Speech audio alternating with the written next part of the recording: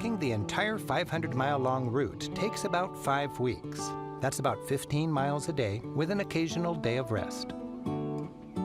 The route is well marked with yellow arrows and scallop shells. The scallop shell is the symbol of both St. James and the Camino. Common on the Galician coast, the shells were worn by medieval pilgrims as a badge of honor to prove they made it. The traditional gear has barely changed. A gourd for drinking water, just the right walking stick, and a scallop shell dangling from each backpack. Cass, Rick said a gourd. Did you carry a gourd? Do people carry actual gourds? So I carry the modern equivalent of a gourd, which is actually a platypus that's dedicated just to wine. And of course I have my platypus that has water in it because you need to be properly hydrated. But this really is the way to hike. And Roman soldiers were actually the first to hike with wine. So I see. Well, you poured me a little glass from your platypus. I didn't know that you called it that until just now. yeah. But I have a little bit of platypus wine here. So Cass, I just want to say cheers to you as Cheers. we on the journey. Cheers to all of you at home. And I'm wondering, Cass, beyond your trusty wine platypus, what else do you pack for a long distance hike in Europe? How do you approach that? Yeah, I love talking about planning and packing. So let me bring this up. Okay, so you don't have to be an athlete to do this kind of travel. I said that before and I really, really mean it. But you will have the very best time if you put a little effort into your physical training. So, you want to make sure you really just get your body used to walking. There are a lot of stresses because of a heavy backpack, because of walking for multiple days in a row that you otherwise might not think of. So like your hip flexors can be really tight because you lean forward because you have a heavy pack on. So that's stuff that you can prepare for when you train in advance. So in my book, I talk a lot about a general training plan to get you trail fit.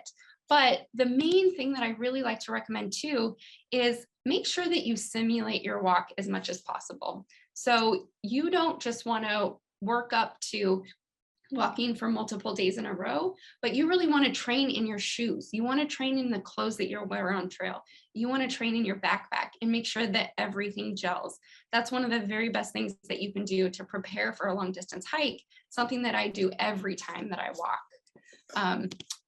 Another thing that I really like to recommend to people is that as far as packing goes, pack light. You will be carrying all of your stuff on your back likely.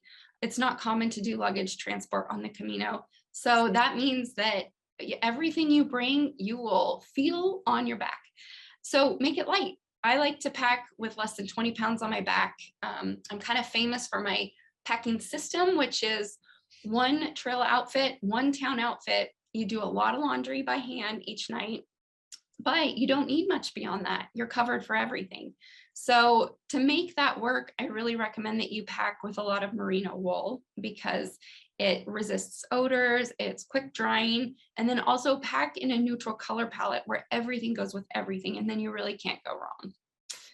So I want to call out some specific things that are really important for the Camino and for other long distance hikes in Europe.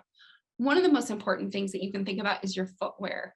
So nothing spoils a good hike worse and faster than blisters. The best way to avoid blisters is to have really great shoes. So I like to walk in lightweight, low top hiking boots.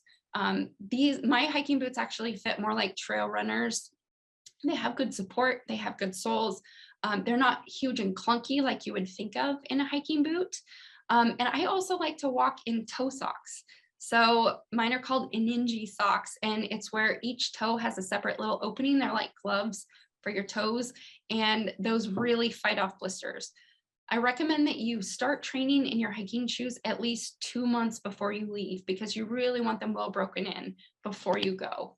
The other thing that you should really think about is a good backpack because you're going to spend a lot of time with that pack on your back. So what makes a good travel backpack for the trail? It's a few things. One, it's really comfy straps. It's a really great waist belt that helps distribute your weight. And then also adequate water storage. So you want holsters or somewhere to put water bottles so that you can stay hydrated on trail. And something else that's really good to think about for the Camino especially is either a power bank for your phone, a power strip, or some device that allows you to not have to use the outlets quite as much, because especially if you stay in an albergue, there's a lot of demand on the outlets like this photo shows. And so you'll be really happy if you don't have to charge your phone every night, or if when you do charge your phone, you can also be charging something else through that same little outlet slot. So those are my big recommendations for packing and preparing. And Cassandra, I'm a marathoner, and we say the same thing about shoes. It's like the worst thing you can do is be like a couple days before the marathon, oh, I should get these great new racing shoes. Right. Like your entire foot is going to be a blister. So I very much resonate with those recommendations.